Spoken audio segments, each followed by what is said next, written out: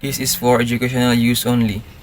Our group is allowing our instructor, Mr. Roldan Ardines, to use this as an educational material. Our topic is global citizenship. First, let's discuss about the learning outcomes. At the end of this video, the student will be able to understand the concept of global citizenship and its ethical obligations, learn the political, economic, cultural, and social factors influencing the global movements of people, especially OFWs, analyze the political and legal challenges faced by OFWs in host countries, identify the economic motivation for migration, and explore the cultural and social experiences of OFWs. Good day, everyone. I have assigned to discuss with you articulate a personal definition of global citizenship. Global citizenship, in its deeper sense, is an awareness of the profound interconnectedness of humanity and the shared responsibility we bear for the future of our world. It transcends borders and national identities, challenging us to consider the impact of our choices on a global scale, from social justice to environmental stewardship. At its core, it involves an ongoing commitment to understand and respecting the complex web of cultures, histories, and perspectives that shape our world. It requires active participation in addressing global challenges such as inequality, climate change, and human rights abuses, not just abstract issues, but as personal imperatives that calls us to act with compassion and integrity. True global citizenship demands a sense of moral accountability where one's actions are guided by an ethical framework that prioritizes the collective well-being of humanity and the planet over individual or national self-interest. It is about fostering deep empathy and solidarity with others, recognizing that the challenges faced by one community, however distant, are shared for us all. In this light, being a global citizen is not simply about awareness. It's about cultivating a mindset, the seek of solution grounded in justice, equality, and sustainability, ultimately shaping a world where everyone's humanity is honored and preserved. Good day, sir. Good day, everyone. My name is John Lin, and my topic is Appreciate the Ethical Obligation of Global Citizenship. Global citizenship. Global citizenship means recognizing that we are all part of interconnected world and share responsibilities for each other, well-being, and health of the planet. Here are the key points.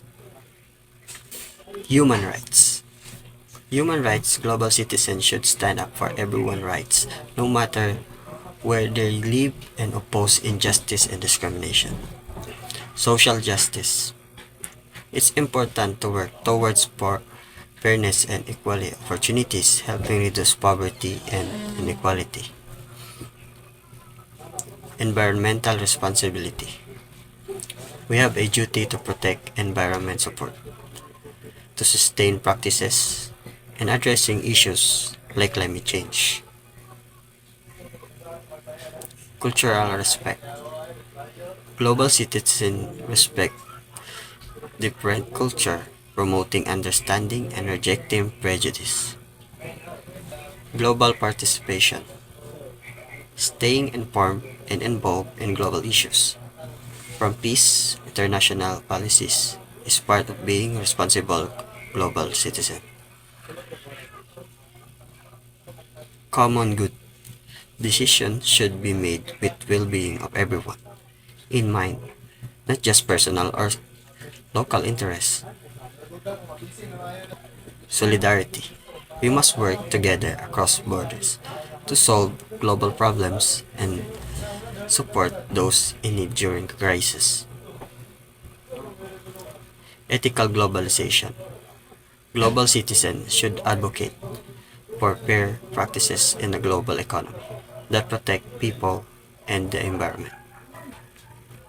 In short, being global citizen means taking responsibility for world as acting the ways that make it better for everyone. That's all. Thank you.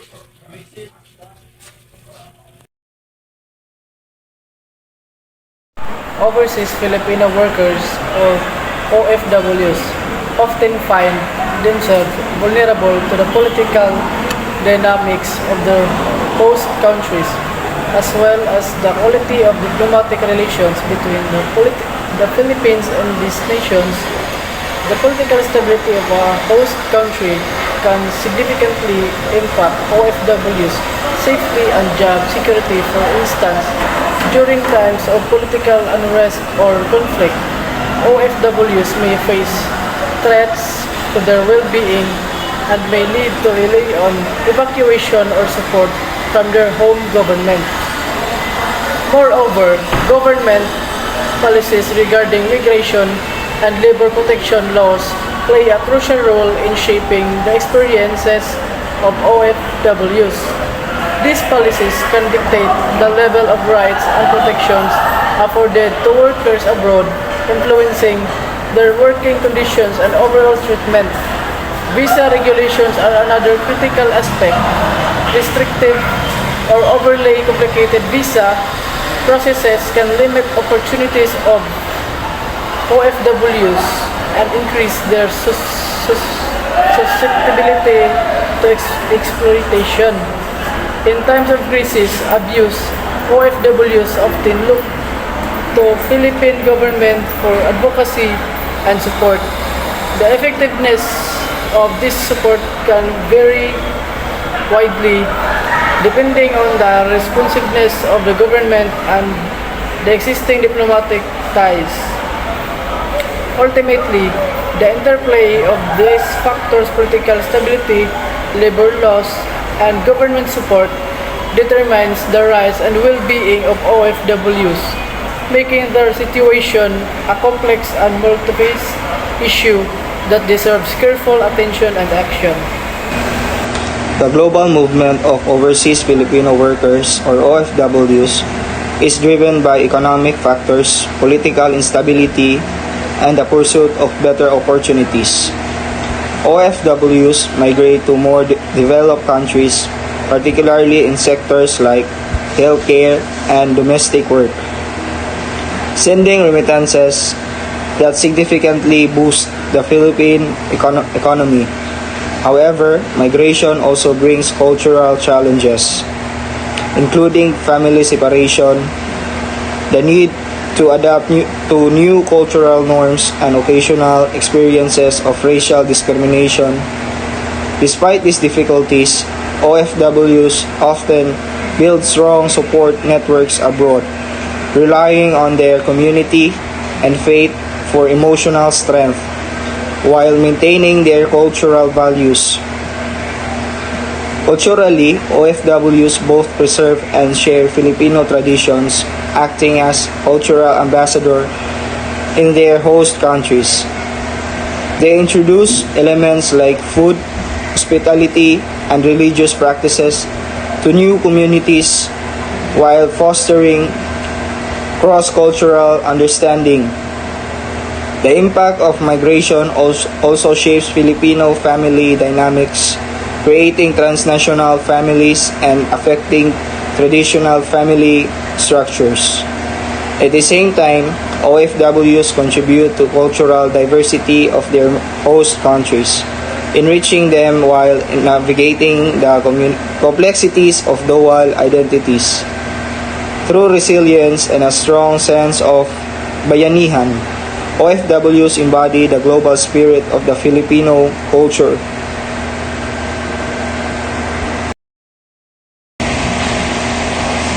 Overseas Filipino workers or OFWs are integral to the global labor force, significantly contributing to the various sectors worldwide.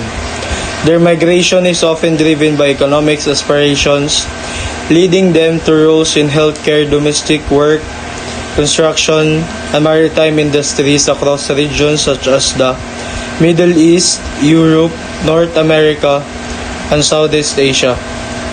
This movement not only bolsters the Philippine economy through substantial remittances but also shapes the social fabric of transnational families, highlighting both benefits and emotional costs of working abroad. Culturally, OFWs navigate a complex interplay of maintaining Filipino traditions while adapting to the norms of their host countries. This cultural hybridization involves preserving native practices like language and religion, alongside integrating aspects of the local culture, resulting in a unique transnational identity. However, challenges such as labor exploitation, social isolation, and discrimination remain significant issues that OFWs confront in their daily lives.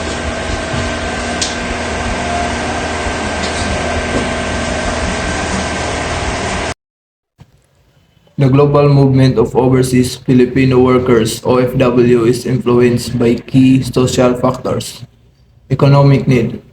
Limited opportunities in the local job market push many Filipinos to seek higher paying jobs abroad. As wages in the Philippines often do not meet their financial needs, this economic necessity drives the large-scale migration of workers to countries where wages are considerably higher. Family responsibility. A core motivation for OFWs is to provide financial support for their families. The remittance they send back home are essential for covering living expenses, education, healthcare, and even business investments, making this a key factor in the decision to work abroad. Connections. Strong familial and community networks play a critical role in helping OFWs secure employment and settle into their host countries. Friends and family who have already migrated provide invaluable assistance in job placement, housing, and navigating the complexities of working in a foreign environment. My topic is the continuation of social factors. Gender roles. Many OFWs, especially women, take jobs as domestic helpers, caregivers, or nannies in other countries. This happens because of traditional gender expectations in both the Philippines and abroad. In the Philippines, women are often seen as the primary caregivers for families, and this idea carries over when they go overseas. Host countries also tend to hire more women for these kinds of jobs. Because of this, women OFWs often end up working in households, caring for children, the elderly, or doing houseworks. Next is work conditions. Some OFWs face difficult working conditions in other countries. This can include long working hours, low pay, and limited or no benefits. In some places, labor laws might not fully protect migrant workers, meaning that over OFWs could face unfair treatment or even abuse. For instance, domestic workers may live in their employer's home, which can blur the line between work and personal time, leading to exhaustion and stress. Next is cultural differences. OFWs move to another country, they need to adjust to different customs, languages, and ways of life. This can be very challenging, especially if they are not familiar with the culture of their new country. Because of these differences, some OFW may feel lonely or homesick, and they might also face discrimination or be treated unfairly because they are foreigners. Adapting to new cultures while staying connected to their Filipino identity can be tough, leading to feeling of isolation. These factors shape the daily lives of OFWs, making their experience abroad both rewarding and challenging.